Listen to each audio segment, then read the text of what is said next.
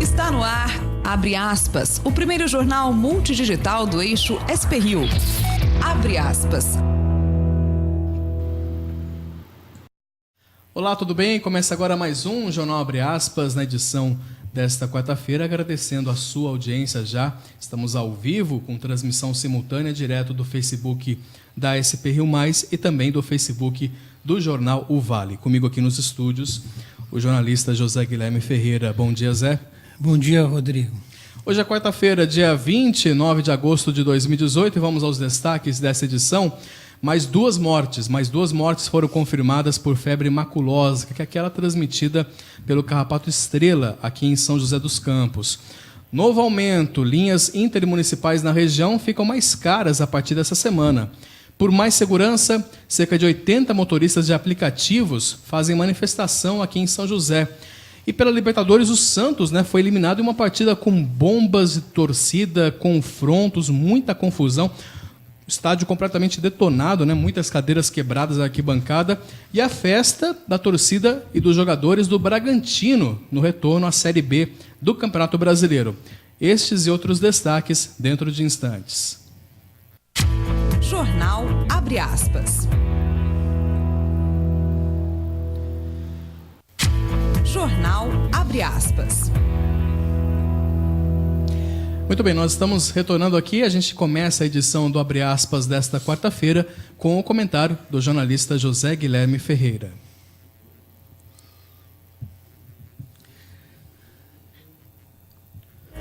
Eis a questão. Um asteroide gigante se aproxima da Terra nesta quarta-feira. O colosso é do tamanho de 2 Boeing 747. Vem a 32,4 mil quilômetros por hora. Os cientistas da NASA falam que será quase um raspão. Mas não se assuste, esse raspão significa uma distância de 4,9 milhões de quilômetros da Terra. Tudo uma questão de proporção, Tem gente que gostaria que esse asteroide caísse na cabeça de alguns candidatos. Mas não vai ser dessa vez. Os candidatos a presidente, entretanto, devem ficar preocupados com o teto de gastos. Como informa o Estadão, o Banco Mundial elaborou um documento com recomendações para tirar o Brasil da crise e retomar o crescimento. Os candidatos não gostam muito desses pitacos de fora, mas vai lá. Uma das propostas é deixar os investimentos públicos fora do alcance da regra do teto, que limita o crescimento das despesas à inflação do ano anterior, em troca de promover um ajuste mais duro em gastos obrigatórios, como benefícios previdenciários e salários de servidores. As candidaturas de Lula e Ciro já trataram desse tema, propondo a revogação desse teto de Temer, mas não tinham os outros cortes, previdência e salário de servidores, como parâmetro. Tem gente que ainda prefere um asteroide na cabeça do que uma mudança na Previdência. Vamos falar aqui sobre a febre maculosa. Mais 2 mortes foram confirmadas pela doença, pela Secretaria de Saúde aqui de São José dos Campos, subindo para 4 o número de óbitos que é transmitida, essa doença é transmitida pelo carrapato estrela, Nós vamos direto, então, da redação do Jornal Vale, com a editora de cidades, a Thaís Pérez. Thaís, muito bom dia. Bom dia, Rodrigo. Bom dia, Zé Guilherme. São José confirmou 4 óbitos por febre maculosa na cidade. São José é a única cidade da região com casos de doença neste ano. Uma das vítimas visitou o parque da cidade antes de falecer. Outras 2 frequentaram um sítio na zona norte da cidade. Outra vítima contraiu a doença em Lavrinhas e outra pessoa está internada em estado estável. A prefeitura aplicou carrapaticida no parque da cidade nesta terça e disse que não há intenção de interditar o local. A febre é transmitida pelo carrapato e se hospeda em animais como a capivara. A febre maculosa não tem vacina, mas pode ser tratada com antibióticos até os primeiros 15 dias. Depois desse prazo, a doença pode provocar graves complicações. Thaís Pérez para o jornal Abre Aspas. Obrigado, Thaís. Segundo a Secretaria de Saúde, as crianças que frequentam as escolas vizinhas ao parque não correm risco de contaminação e a Prefeitura descartou, neste primeiro momento, fechar o parque da cidade. Os parentes e amigos de Aparecida Marques Andrade, de 49 anos, que morreu em maio de 2015, após uma suposta batida de cabeça no chão, vão comparecer ao Fórum de São José dos Campos na manhã de hoje para cobrar a condenação de Giovanni Santos Andrade. Ele vai a júri popular acusado de assassinar a própria esposa durante uma briga doméstica em um residencial de alto padrão aqui no bairro Urbanova, na zona oeste de São José dos Campos. Na ocasião, Giovanni disse em depoimento à polícia que uma discussão com a mulher evoluiu para uma briga e ele teria a empurrado para evitar ser esfaqueado por ela. Na queda, a mulher teria batido a cabeça e desfalecido. Ele pagou fiança, de R$8.000 e foi liberado na época. Investigações da Polícia Civil resultaram em um laudo que aponta 5 fraturas em lugares diferentes do crânio da vítima e concluiu que a morte aconteceu de forma criminosa. Com o resultado da investigação, Giovanni Andrade foi novamente preso, mas depois de 20 dias conseguiu o benefício do habeas corpus e foi solto para responder o processo em liberdade. Ele é acusado de pelo crime de homicídio doloso, quando há intenção de matar, em que pesa também um motivo fútil e praticado contra a mulher, que é no caso de feminicídio. Se condenado na audiência que acontece hoje, Giovanni pode pegar até 30 anos de prisão. Em Taubaté, a prefeitura resolveu afastar do cargo o diretor de segurança que havia sido preso alcoolizado depois de se envolver em um acidente com um veículo oficial. A prisão foi em dezembro de 2017 e, desde então, uma comissão apurava a conduta para analisar as possíveis punições. Rildo Antônio Paiva ocupava o cargo de diretor de segurança de Taubaté quando, no dia 26 de dezembro de 2017, do ano passado, foi preso em flagrante por embriaguez ao volante. Ele usava o veículo oficial fora do expediente e se envolveu em um acidente de trânsito. No momento da abordagem, a polícia percebeu que ele estava alcoolizado. Além disso, foi apreendido no veículo dele uma porção de maconha. Em depoimento, ele negou que a droga fosse dele. Ele ficou preso por apenas um dia e responde ao crime em liberdade por decisão da Justiça. À época da prisão, ele estava há 1 ano na função de confiança como diretor, com um salário de R$ 19.900 e foi exonerado. Após a decisão, voltou a ocupar a função de guarda municipal, que ocupava por concurso público há 26 anos, mas foi afastado. Apesar do afastamento, de acordo com o portal da Transparência, ele continuou sendo remunerado mais com um salário de guarda, que é de R$ 10.300. De acordo com a decisão publicada em Diário Oficial, o funcionário será punido com suspensão de 40 dias por descumprimento dos deveres funcionais. De acordo com a Prefeitura de Taubaté, o funcionário vai permanecer com a remuneração suspensa nesse período, mas o prazo para que comece a cumprir a sanção não foi informado. Deixar claro, que o funcionário é diretor de segurança de Taubaté. O Ministério Público Estadual arquivou o inquérito civil que investigava se Jarbas Nogueira, gestor da área de segurança e vigilância da Prefeitura de Taubaté, havia cometido improbidade administrativa durante ações de desocupação de imóveis no bairro do Barreiro, no começo deste ano, lá em Taubaté. Durante essas ações, o Jarbas chegou a agredir um casal que era retirado de um dos imóveis. Você vai ver agora o momento exato da agressão filmada por um dos moradores. Você que não me conhece, né? Você que não me conhece. Cuidado, hein? Tá querendo? Ai! Cuidado, hein? Cuidado! Você não me conhece, entendeu? Você não sabe quem eu sou. Ai! Ó, qualquer direito de imagem minha que você colocar aí, depois eu processo você, pode tá bom? processar, meu querido. Os outros, eu não. Aí, ó, mas você tá dentro da minha casa por enquanto, meu querido. Sua. Ah, é? Não por é. enquanto. Não a hora é que as mais. coisas não tiver aí dentro, Não daí é você mais. pode. É, por enquanto. Não é mais. Por enquanto é. Então, por enquanto é. Essas imagens elas repercutiram na internet, essas imagens foram divulgadas por um dos moradores, e também publicadas depois pelo Jornal Vale e por diversos outros portais de imprensa. Apesar da gravação que você acabou de ver, os 2 servidores de Taubaté ali, que aparecem no vídeo, alegaram à sindicância que o morador teria agredido o Jarbas. Eu vou pedir para que o vídeo seja novamente colocado mais de forma aí de câmera lenta, para você ver que aparentemente não há nenhuma agressão por parte do morador, antes que o Jarbas fosse para cima do mesmo. Não fica claro no áudio se há alguma agressão verbal ali, mas mesmo assim, mesmo diante aí de uma agressão verbal por parte do vereador, por parte desse morador, É deplorável aí um servidor público agir dessa maneira com violência. Até, né, Zé, que ninguém possui sangue de galinha, né? Mas a questão é que o mínimo que eu, como cidadão, quero é que tenhamos autoridades que tenham equilíbrio, né, para cumprir com seus deveres, equilíbrio de suas emoções. Nesse caso aí há um outro agravante. Há outro agravante, já que as desocupações que ocorreram no começo do ano, que foram pelo menos entre 80 e 100, foram feitas sem que houvesse uma decisão judicial nesse sentido e, por isso, também estão sob análise por parte da Defensoria Pública. Além do Ministério Público Estadual, o Ministério Público Federal também investiga o caso. A apuração, no entanto, analisa se houve irregularidade na destinação dos imóveis desocupados lá em Taubaté. O número de assassinatos registrados no Vale do Paraíba aumentou em 30% no mês de julho em relação ao mesmo período do ano passado, segundo os dados da Secretaria de Segurança Pública. A região segue como a mais violenta do interior do estado de São Paulo. Quem nos dá mais detalhes desse assunto, desse panorama da segurança pública, é a editora de alcance do jornal Vale, a Júlia Carvalho. Júlia, muito bom dia.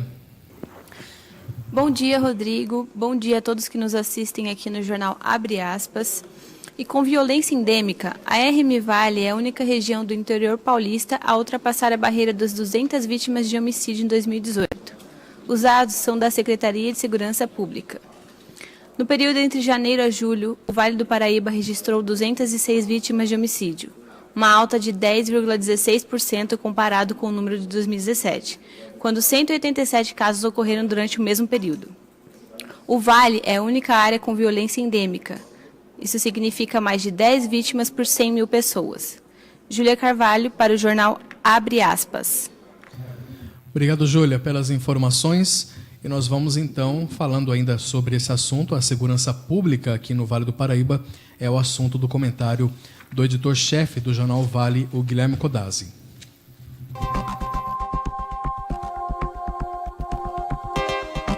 Para medir a febre, termômetro. E para medir o grau de insegurança pública. Para medir o grau de violência, utilizam-se números. E novos números revelados pelo governo do estado mostram o grau de epidemia de violência que assola a região metropolitana do Vale do Paraíba, a recordista em homicídios no estado de São Paulo. Veja só o que dizem os números da Secretaria de Segurança Pública. Eles mostram, por exemplo, que nos 7 primeiros meses do ano, a nossa região teve um aumento de 10,16% nos crimes de homicídio.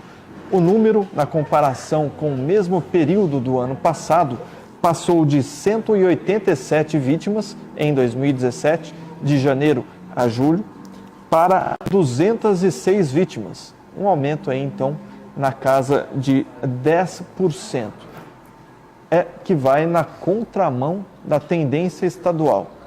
No estado, houve uma queda de 11% no número de vítimas da violência neste mesmo período, nesta mesma comparação.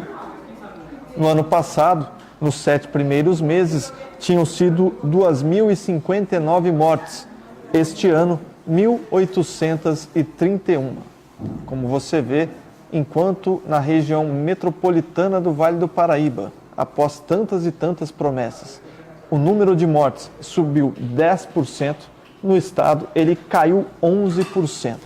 E esse resultado positivo que ocorreu no estado foi reflexo da melhora nos números em outras regiões também, inclusive no interior paulista. Vou te dar uma ideia, o Vale é a primeira colocada em números absolutos no interior de São Paulo, com 206 mortes. A segunda colocada é uma região que tem, inclusive, uma população maior do que a do Vale do Paraíba, é a região de Campinas. Campinas teve 62 mortes a menos que São José dos Campos, a região de São José dos Campos, que engloba todo o Vale do Paraíba, e é a segunda colocada, teve 144 mortes. Veja a distância entre a segunda colocada, Campinas, e a região metropolitana do Vale do Paraíba.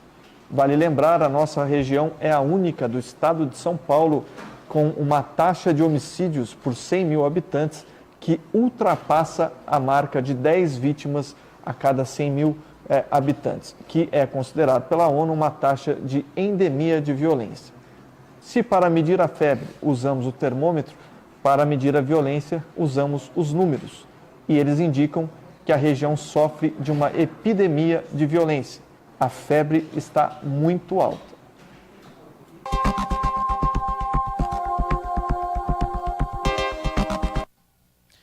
Muito bem, Guilherme Codazzi, que é o editor-chefe do jornal Vale, direto da redação lá do jornal. Vamos falar dos indicadores econômicos. O dólar comercial fechou ontem em alta de 1,48%, cotado a 4,1 na venda, né? Após cair nas duas últimas sessões.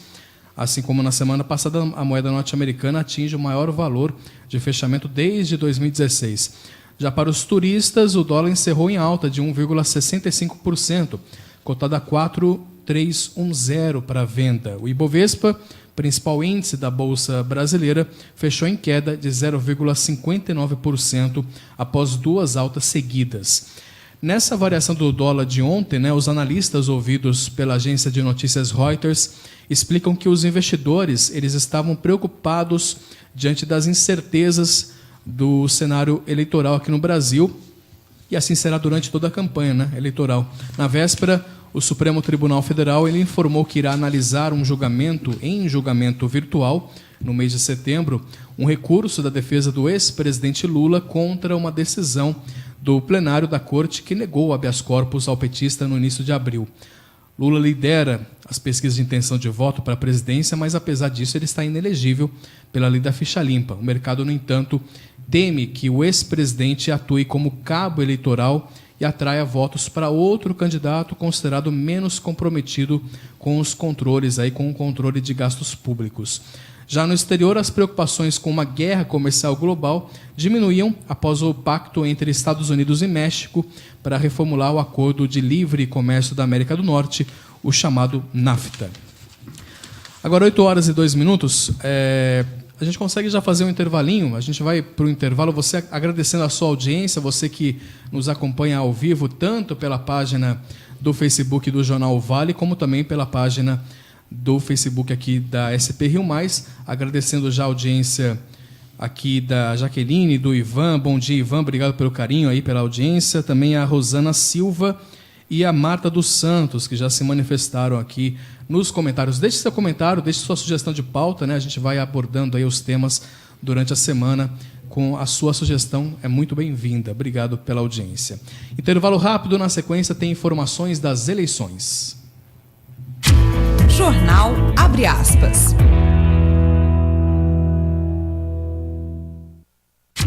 Jornal Abre Aspas. Retornando com a edição de hoje do Jornal Abre Aspas, mais uma vez agradecendo a sua audiência, tanto no Facebook da SP Rio Mais, como também no Facebook do Jornal O Vale. Vamos saber como é que vai ficar o tempo para hoje em toda a nossa região. Me parece que a previsão é que melhora a situação. Ainda por enquanto está o friozinho, o sol não está muito com cara de querer sair, mas vamos saber como é que vai ficar com o Caio Souza. Fala, Caio. Fala, Rodrigo Fernandes. E a quarta-feira começou com um denso nevoeiro que acabou provocando, inclusive, uma garoa fininha em alguns pontos, Mas o dia não vai ser muito bem assim, não. Já já essa nebulosidade vai se dissipar, o sol vai começar a brilhar e vai brilhar forte. Na verdade, lá para o período da tarde, o dia vai ser de céu com pouquíssimas nuvens, muito sol e calor. As temperaturas podem chegar próximas dos 30 graus aqui na região do Vale do Paraíba, 28 na capital paulista, 27 lá no litoral norte e 21 na Serra da Mantiqueira. Inclusive hoje, também no período da tarde, precisamos ficar bem atentos aí com a umidade relativa do ar, que pode se aproximar dos 40%. É importante sempre de beber bastante água. E só dando uma adiantada aí no tempo para a sequência da semana, nós teremos dias bem parecidos com o que a gente vai ver hoje, com o dia começando com um nevoeiro, ele se dissipando lá para metade da manhã e o sol brilhando forte à tarde, com a umidade relativa do ar baixa. As condições só devem mudar, né, lá no final do domingo, quando a aproximação de uma outra frente fria deve aumentar a nebulosidade, provocar chuva e queda nas temperaturas. Caio Souza, direto da Sala de Operações do Tempo Vale, para o jornal Abre Aspas. Obrigado, Caio, pelas informações. Eleições 2018, vamos falar da agenda dos presidenciáveis. Ontem, o candidato do PSL, Jair Bolsonaro, participou de uma sabatina promovida pela Rede Globo aí no Jornal Nacional. Bolsonaro, em um dos momentos da entrevista, afirmou que criminoso não é um ser humano normal e defendeu condecorações a policiais que matarem 10, 15 ou 20 bandidos, nas palavras do candidato. Bom, o viés autoritário de Bolsonaro é inegável, né? Mas é preciso dizer que ele fala para uma plateia cativa já consolidada. Já a candidata pela Rede, a Marina Silva, participou de uma sabatina promovida pelo jornal Estado de São Paulo, em parceria com a FAAP, lá em São Paulo, né? Ela afirmou que não se resolve o problema da violência distribuindo armas para a população. Para ela, essa medida equivaleria a entregar o cidadão indefeso à própria sorte. Então, a candidata Marina parece que pegou para si o dever de combater as ideias de Bolsonaro, né? Já o candidato Álvaro Dias do Podemos, ele participou de um circuito sobre desenvolvimento da tríplice fronteira em Costa Rica, no Mato Grosso do Sul. O candidato afirmou que para desenvolver o agronegócio, o agricultor precisa de segurança jurídica, previsibilidade de investimentos e segurança em relação à propriedade privada. O candidato pelo Partido Novo, João Amoedo, esteve participando em São Paulo de uma sabatina do jornal Estado de São Paulo, a mesma sabatina que participou a Marina Silva, né, que teve parceria com a FAAP. O candidato afirmou que, se eleito, irá privatizar a Caixa Econômica, o Banco do Brasil e o Correios. Para ele não cabe ao Estado fazer gestão de instituições financeiras, de entrega de correspondências ou de posto de gasolina. Então, nessa proposta, né, a gente vê bem o perfil do candidato que defende o Estado mínimo, né? Já o candidato do PSDB, Geraldo Alckmin, esteve com ruralistas na cidade de Esteio, no Rio Grande do Sul. O tucano defendeu o que chamou de tributo regulatório a fim de evitar grandes oscilações nos preços dos combustíveis e também disse ser favorável a facilitar o porte de arma no campo. Então, esse quê armamentista do Alckmin, certamente para tentar roubar alguns votos de Bolsonaro, né? O candidato do PSOL, o Guilherme Boulos, foi sabatinado pela TV Brasil, lá em Brasília. Ele, dentro dos pontos discutidos durante a entrevista, o candidato defendeu a desapropriação de prédios ociosos e abandonados que são do poder público para abrigar famílias sem moradia no Brasil. Ele afirmou que, se eleito, irá colocar em prática a Constituição e o Estatuto das Cidades. A candidata do PSTU, Vera Lúcia, ela deu entrevista à Rádio Globo, criticou a candidatura de Guilherme Boulos, do PSOL. Disse que, a exemplo do PT, Boulos quer governar em harmonia com os empresários. Afirmou ainda que Boulos optou por centralizar a campanha no discurso Lula livre, em vez de chamar a classe trabalhadora para, abre aspas, se rebelar contra essa desgraça em que vivemos, fecha aspas. Parece brincadeira, né? Falar que Boulos governaria em harmonia com os empresários, né? O candidato a vice pela chapa do Lula, né, do PT, o Fernando Haddad, ele fez comício em Belo Horizonte, Minas Gerais, e postou uma foto aí, está, ao lado da candidata ao Senado pelo partido, a ex-presidente Dilma Rousseff. Durante o comício, o Haddad voltou às suas críticas a Aécio Neves, candidato a deputado federal por Minas pelo PSDB. Disse que, pelas palavras do candidato, Aécio fugiu para o mato ao ter optado para concorrer a uma vaga na Câmara e não no Senado durante este ano. Não, o Haddad tem razão, né? O Aécio tem realmente se escondido o mais que pode, né? Por que será, hein? E, por fim, o candidato do PDT, Ciro Gomes, esteve na cidade de Lavras, no interior de Minas Gerais. Ciro afirmou que, se eleito, irá adotar uma série de medidas para aumentar a competição entre bancos e reduzir juros. O candidato afirmou que, em um eventual governo, vai obrigar os grandes bancos a competir. É o eterno morde e assopra.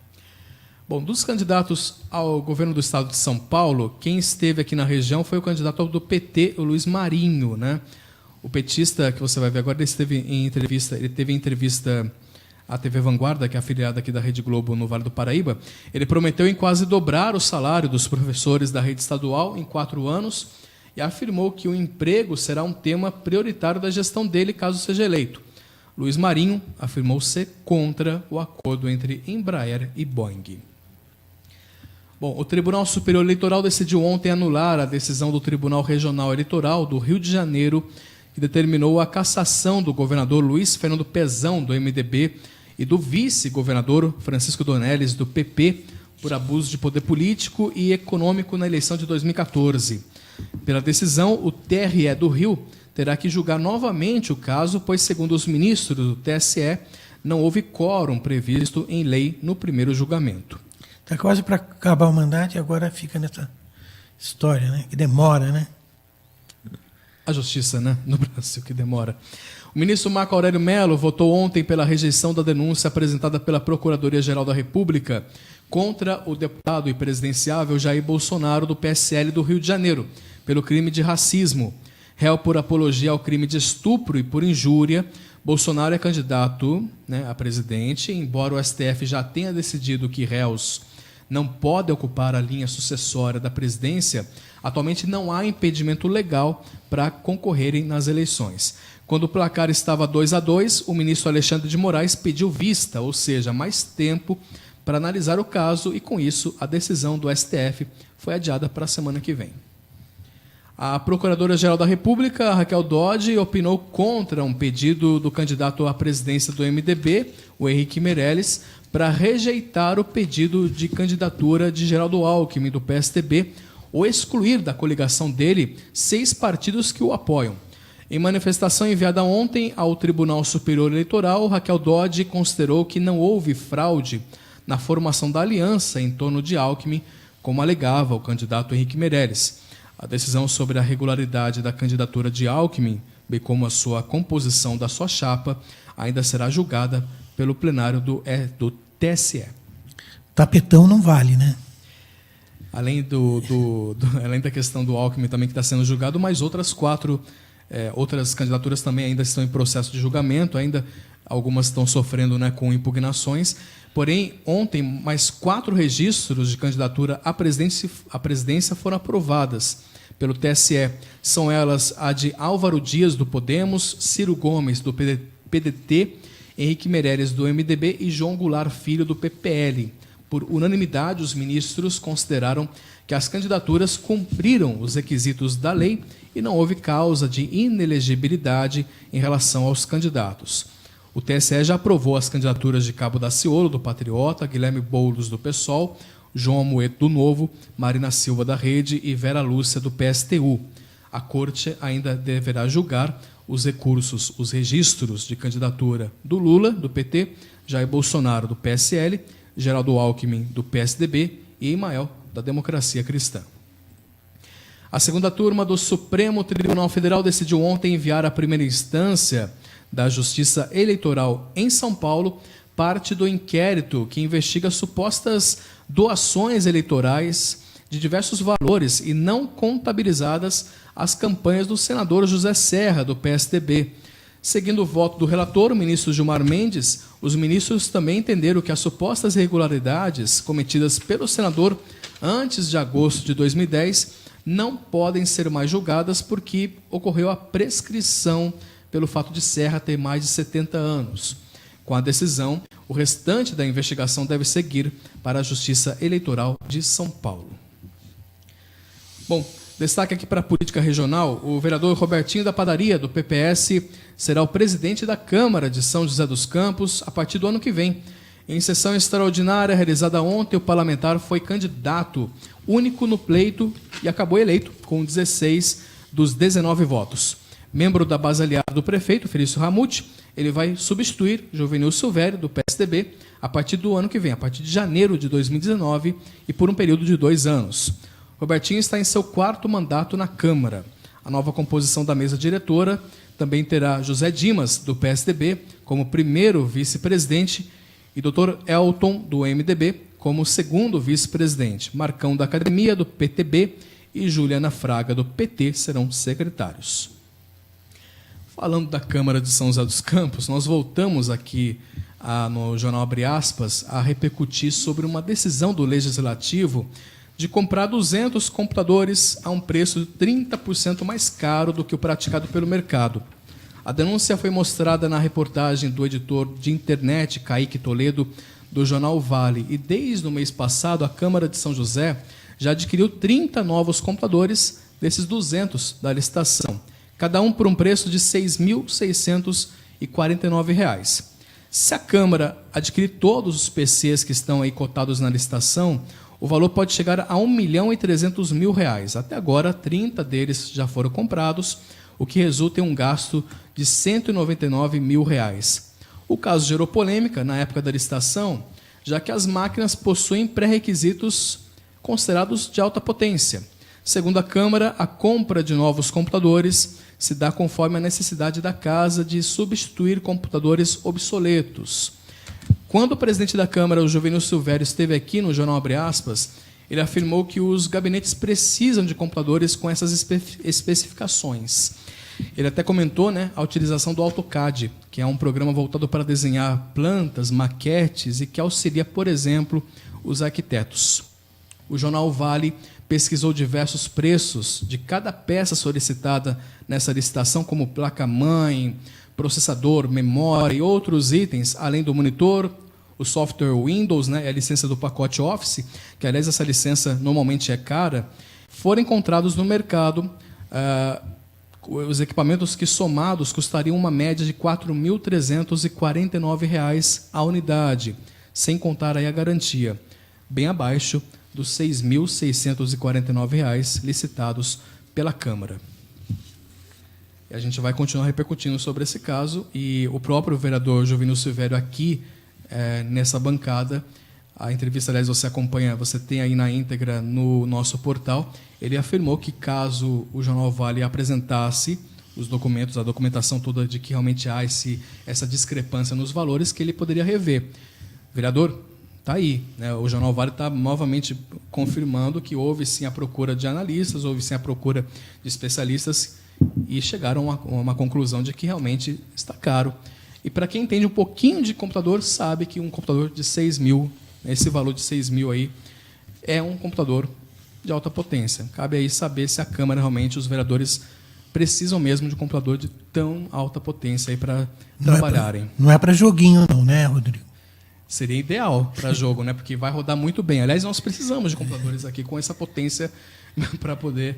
Mas é aí que está, a grande questão os vereadores precisam mesmo? Porque é dinheiro público, é dinheiro gasto aí, e tem que ser com transparência, com uma certa regularidade. Bom, vamos para o intervalo.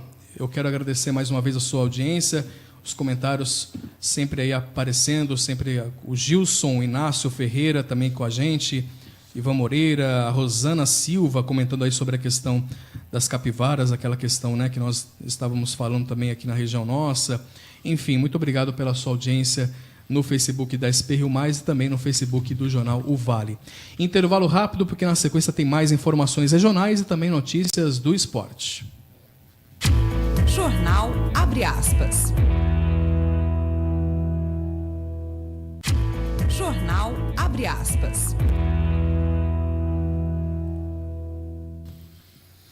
Retornando com a edição do Jornal Abre Aspas, jornal desta quarta-feira, dia 29 de agosto.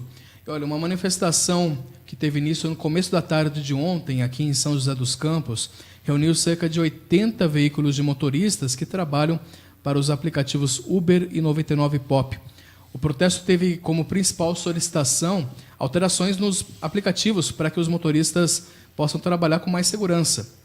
No início desse mês, uma mulher foi sequestrada e estuprada por um falso motorista de aplicativo, enquanto o verdadeiro estava amarrado e preso no porta-malas do veículo. Em um mês, os motoristas relatam que cerca de 15 trabalhadores foram alvos de assaltos na cidade. A empresa do aplicativo 99 Pop afirmou por meio de nota que tem como política estar sempre aberta ao diálogo com os usuários, tanto motoristas quanto passageiros.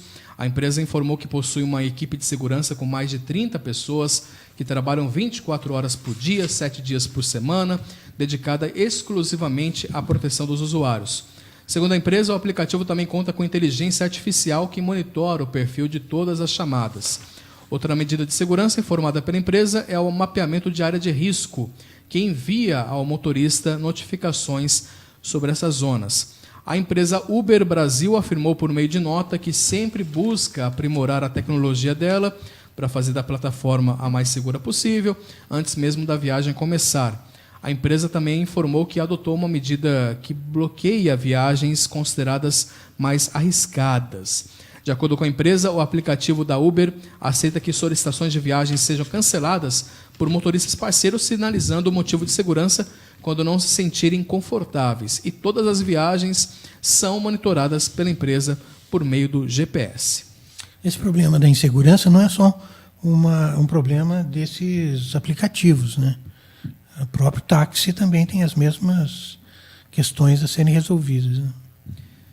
Das 10 profissões que mais empregaram na RM Vale entre os meses de janeiro e julho deste ano, 9 ganham menos que 2 salários mínimos em razão da baixa qualificação exigida para exercer o ofício. A única categoria com vencimento acima de 2 mínimos é a de mecânico de manutenção, que possui uma média salarial de R$ 1.964. Essa, porém, é a última no ranking do top 10 a gerar novos empregos em 7 meses. Foram 240 postos de trabalho. O segundo melhor salário médio é o de professor, com R$ 1.852,55, e 945 vagas abertas de janeiro a julho deste ano, também o segundo melhor desempenho na região. Quem mais abriu vagas nesse período foi a carreira de alimentador de linha de produção. E o técnico de enfermagem, a terceira carreira com maior vencimento médio nesse top 10. Os baixos salários e qualificação advêm do setor de serviços, que mais gerou postos de trabalho na região, com 16.300 novos empregos desde 2010. Olha, prepare seu bolso, viu? O valor das tarifas de 4 linhas metropolitanas ficará mais caro por conta da retificação das tarifas de pedágio de Paraibuna na rodovia dos Tamoios. O aumento será para os ônibus que fazem viagem de São José e Taubaté até as cidades do litoral norte. As linhas que serão reajustadas a partir do dia 1º de setembro, agora sábado, são essas: as que fazem o trajeto entre o terminal rodoviário de São Sebastião até o terminal rodoviário de novo de Taubaté, né, a rodoviária nova. A tarifa passa a ser de R$ 51,90. Já a linha entre o terminal rodoviário de São Sebastião até o terminal de São José dos Campos passa a ser reajustada em R$ 37,15. Para você que sai da rodoviária de Caraguatatuba em direção à rodoviária de São José, terá que desembolsar a partir de sábado R$ 30,40. Já saindo da rodoviária de Ubatuba até a rodoviária de São José dos Campos, o valor será reajustado em R$ 46,20. De acordo com a MTU, que é a Empresa Metropolitana de Transportes Urbanos, o custo se faz necessário é acrescido, né, às tarifas das linhas metropolitanas que passam pela praça de pedágio de Paraibuna, na rodovia dos Tamoios. As demais linhas, por exemplo, Taubaté, Ubatuba, né, que pega ali a rodovia Oswaldo Cruz, ela não sofre alteração por conta justamente de não passar pelo pedágio de Paraibuna na rodovia dos Tamoios. Muito bem, agora são 8h29 e vamos com o destaque do Xandu Alves, né, trazendo o destaque da editoria de Economia. Xandu, muito bom dia. Amigos e amigas, SP Rio Mais e Jornal Abre Aspas, do Jornal Vale. A Prefeitura de São José dos Campos planeja lançar em até 60 dias o programa Startup São José, que vai apoiar empresas aí de inovação, de tecnologia, as startups iniciantes que desenvolvem, né, que vão desenvolver aí programas para a economia colaborativa e criativa para soluções dos problemas da cidade. O programa vai funcionar num espaço de 1.000 metros quadrados na Casa do Café, no Parque da Cidade, na zona norte de São José dos Campos. É uma iniciativa da Secretaria de Inovação e Desenvolvimento Econômico que visa aí apoiar esse lado da tecnologia da cidade, o lado da inovação, o lado do desenvolvimento tecnológico, né? Que São José é um polo nacional de desenvolvimento dessa área, e as startups são as empresas iniciantes que estão tomando conta aí desse mercado de economia colaborativa e criativa. Segundo a Prefeitura, são investidos cerca de R$400 mil para colocar esse espaço para funcionar. A Prefeitura atualmente está comprando mobiliário, fazendo as adaptações do prédio, vai lançar o edital que irá selecionar até 15 startups e elas terão aí esse apoio operacional de gestão para funcionar e desenvolver os seus produtos. É isso, Xandu Alves para o jornal Abre Aspas. Muito bem, obrigado, Xandu, pelas informações. Bom, vamos falar de esportes porque as datas e os horários dos confrontos da semifinal do Campeonato Brasileiro da Série C foram divulgados pela CBF ontem. O confronto que abre, né, essa fase será entre o Bragantino e o Operário do Paraná, no sábado, dia 1º, às 4 da tarde, no estádio Nabi Abichedid. O Bragantino, que por sinal já garantiu o acesso à Série B após o empate contra o Náutico no último domingo, e tanto os jogadores como a comissão técnica do Massa Bruta, eles desfilaram em carro do Corpo de Bombeiros, em carro do Corpo de Bombeiros aí, e fizeram a festa com a torcida, como você viu aí nas imagens, gravadas pelos próprios jogadores, né? Como havia vencido o primeiro jogo no Nabizão, aí tá as imagens aí que foram gravadas pelos próprios jogadores, né, em cima do carro de Corpo de Bombeiros, eles desfilaram como se fosse uma vitória mesmo do time. Claro, acesso, né, é uma vitória. Bom, como havia vencido o primeiro jogo no Nabizão por 3-1, o Bragantino conquistou o acesso e a equipe comandada por Marcelo Veiga retorna à Série B após o rebaixamento em 2016. Antes de nós encerrarmos a edição de hoje, começa hoje, nesta quarta-feira, o Festivale, que é o Festival Nacional de Teatro do Vale do Paraíba, aqui em São José dos Campos, um dos mais importantes, mais prestigiados de todo o país, né? E quem abre é um musical do Ariano Suassuna. Esse musical vai abrir o festival neste ano. Trata-se do premiado espetáculo Suassuna, o autor do Reino do Sol, do grupo Barca dos Corações Partidos, lá do Rio de Janeiro, e eles se apresentam às 8 da noite de hoje no Teatro Municipal aqui de São José. O festival prossegue até o dia 9 de setembro, com apresentações de vários espetáculos, além de oficinas, palestras e exibição de filmes. Para participar dessas atividades, é importante que você se inscreva pelo site da Fundação Cultural, que o endereço é o fccr.sp.gov.br. Repetindo, fccr.sp.gov.br. Participe, prestigie a cultura, e muitas requerem apenas uma inscrição prévia, mas atividades de graça, gratuitas, acesso aí à população. Vá prestigiar o festival aqui em São José dos Campos. Cultura é sempre bom, né, Zé? É isso aí. Agradecer a sua audiência, muito obrigado pela sua participação aqui conosco no Jornal Abre Aspas. Zé, a gente se reencontra amanhã, um ótimo dia. Obrigado, Rodrigo.